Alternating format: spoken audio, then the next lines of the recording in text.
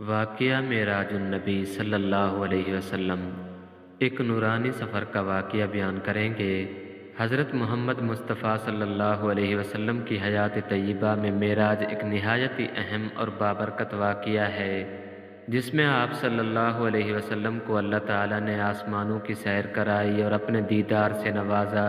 یہ واقعہ نبوت کے 10ویں سال پیش آیا، جب آپ صلی اللہ علیہ وسلم کو طائف میں اہل قریش کی سخت مخالفت اور بہت سارے غموں سے گزرنا پڑا۔ ایسے وقت میں اللہ تعالیٰ نے اپنے محبوب بندے کو تسلی دینے کے لیے معراج کا عظیم تحفہ عطا فرمایا۔ ایک رات جب نبی کریم صلی اللہ علیہ وسلم آرام فرما رہے تھے، حضرت جبرائیل آئے اور آپ صلی اللہ علیہ وسلم کو جگایا۔ آپ صلی اللہ علیہ وسلم کے سینے کو چاک کیا گیا اور دل مبارک کو زمزم کے پانی سے دھو کر ایمان و حکمت سے بھر دیا گیا۔ پھر ایک خاص سواری براق لائی گئی جو بجلی کی مانند تیز رفتار تھی اور اس کا ہر قدم حد نظر پڑتا تھا۔ آپ صلی اللہ علیہ وسلم براق پر سوار ہو کر مکہ سے بیت المقدس کی جانب روانہ ہوئے۔ راستے میں مختلف مقامات پر رک کر نماز ادا کی۔ جب آپ صلی اللہ علیہ وسلم بیت المقدس مسجد اقصیٰ پہنچے تو تمام انبیاء علیہم السلام نے آپ صلی اللہ علیہ وسلم کا استقبال کیا۔ حضرت جبرائیل نے آپ صلی اللہ علیہ وسلم کو آگے بڑھایا اور تمام انبیاء کی امامت کرائی، جس سے یہ ظاہر ہوا کہ آپ صلی اللہ علیہ وسلم تمام انبیاء کے امام ہیں۔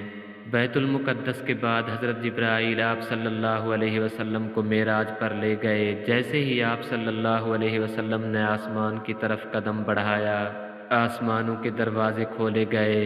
پہلے آسمان پر حضرت آدم علیہ السلام سے ملاقات ہوئی، دوسرے آسمان پر حضرت عیسیٰ علیہ السلام اور حضرت یحییٰ علیہ السلام سے ملاقات ہوئی، تیسرے آسمان پر یہاں حضرت یوسف علیہ السلام سے ملاقات ہوئی جو اپنے بے پناہ حسن و جمال کی وجہ سے مشہور تھے، چوتھے آسمان پر یہاں حضرت ادریس علیہ السلام سے ملاقات ہوئی جنہیں اللہ نے بلند مقام عطا فرمایا تھا، پانچواں آسمان یہاں حضرت ہارون علیہ السلام سے ملاقات ہوئی جو بنی اسرائیل میں نہایت محبوب نبی تھے، چھٹا آسمان یہاں حضرت موسیٰ علیہ السلام سے ملاقات ہوئی جنہوں نے آپ صلی اللہ علیہ وسلم کو دیکھ کر فرمایا، اے محمد صلی اللہ علیہ وسلم، میں نے آپ کی امت کو مجھ سے زیادہ جنت میں داخل ہوتے دیکھا ہے۔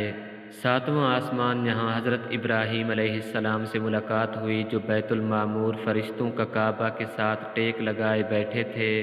ساتویں آسمان کے بعد سدرۃ المنتہا آیا جہاں سے آگے حضرت جبرائیل بھی ساتھ نہ جا سکے۔ انہوں نے عرض کیا، یا رسول اللہ صلی اللہ علیہ وسلم، اگر میں ایک قدم بھی آگے بڑھا تو جل جاؤں گا۔ یہاں سے آپ صلی اللہ علیہ وسلم اللہ کے نورانی حجابوں کے قریب پہنچے۔ آپ صلی اللہ علیہ وسلم نے وہ کچھ دیکھا جو کسی انسان نے نہ دیکھا تھا اور اللہ تعالیٰ سے براہ راست گفتگو ہوئی۔ اللہ تعالیٰ نے آپ صلی اللہ علیہ وسلم کو 50 نمازوں کا حکم دیا۔ جب واپس آئے تو حضرت موسیٰ علیہ السلام سے ملاقات ہوئی۔ انہوں نے فرمایا، آپ کی امت اس پر عمل نہیں کر سکے گی، دوبارہ جائیں، کم کرائیں۔ آپ صلی اللہ علیہ وسلم بار بار اللہ تبارک و تعالیٰ کی بارگاہ میں گئے اور آخر کار 5 نمازیں فرض ہوئی، مگر اللہ نے فرمایا یہ 5 ہیں مگر اجر 50 کا ملے گا۔ آپ صلی اللہ علیہ وسلم کو جنت کی نعمتیں دکھائی گئی جہاں نیک اعمال کا بدلہ مل رہا تھا، پھر جہنم کے عذاب دکھائے گئے جہاں جھوٹے، زانی، سود خور اور ظالم لوگ تکلیف میں تھے۔ آپ صلی اللہ علیہ وسلم واپس پہنچے، لوگوں کو معراج کی خبر دی۔ مشرکین نے مذاق اڑایا مگر حضرت ابو بکر صدیق رضی اللہ عنہ نے فوراً تصدیق کی، اسی وجہ سے ان کا لقب صدیق پڑا۔ قریش کے لوگوں نے بیت المقدس کے بارے میں سوالات کیے۔ اللہ تبارک و تعالی نے آپ صلی اللہ علیہ وسلم کو مسجد اقصیٰ کا نظارہ کرا دیا اور آپ صلی اللہ علیہ وسلم نے ہر تفصیل بتا دی۔ معراج کا واقعہ نہ صرف ایک معجزہ ہے بلکہ اس میں ایمان، صبر اور اللہ تبارک و تعالی کی قدرت کے بے شمار نشانات موجود ہیں۔